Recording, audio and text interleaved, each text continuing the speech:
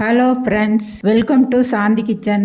இன்றைக்கி சாந்தி கிச்சனில் என்ன செய்ய போகிறோன்னா தட்டாம்பயிர் சுண்டல் எப்படி பண்ணலான்னு பார்க்கலாம் வாங்க. இது நல்லா ஹெல்த்தியாக இருக்கும். ஸ்கூல் விட்டு வர்ற குழந்தைகளுக்கு இதை கொடுத்தீங்கன்னா நல்லா விரும்பி சாப்பிடுவாங்க.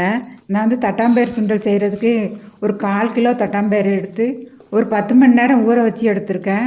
அதை இப்போ நம்ம குக்கரில் சேர்த்துடலாம்.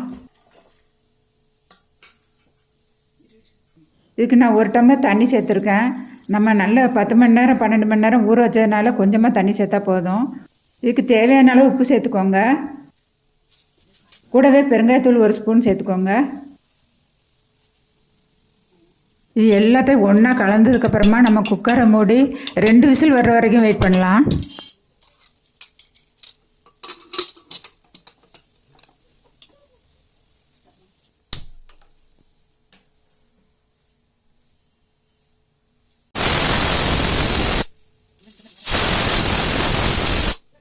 இப்போ 2 விசில் வந்துடுச்சு. நம்ம ஸ்டவ் ஆஃப் பண்ணிவிட்டு ஸ்டீம்லாம் தானாக ரிலீஸ் ஆகிற வரைக்கும் வெயிட் பண்ணலாம்.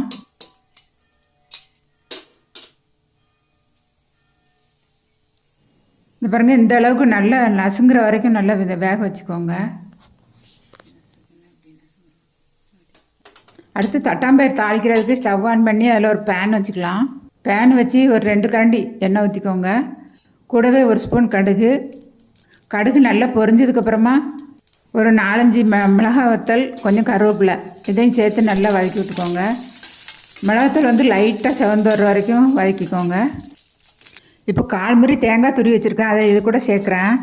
சேர்த்து நல்லா கலந்து விட்டுக்கோங்க.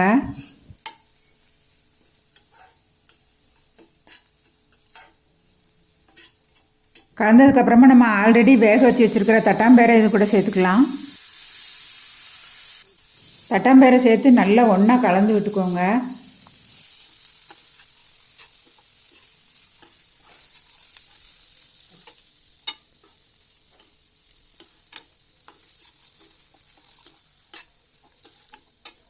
இப்போ கடைசியாக பொடிசாக கட் பண்ணி வச்சுருக்கிற மல்லி இலை தூவிக்கலாம்.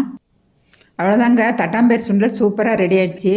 குழந்தைகளுக்கு கொடுக்கும்போது அந்த மிளகாயத்தில் தவிர்த்துருங்க. இதே மாதிரி நீங்களும் செஞ்சு சாப்பிட்டு பார்த்து எப்படி இருக்குன்னு கமெண்டில் சொல்லுங்கள்.